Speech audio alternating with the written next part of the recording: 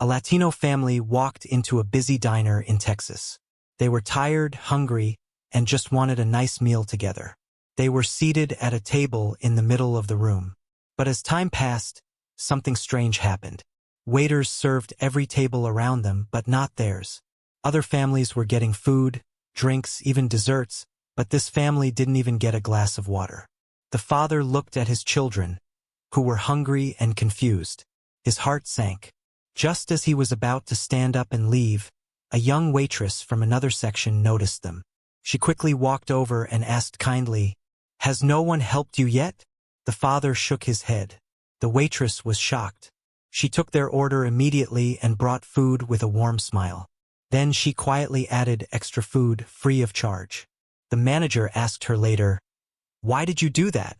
She replied simply, "Because kindness has no color, and neither should service." Message: racism isn't always loud. Sometimes it's in silence. But one person's courage can make a big difference.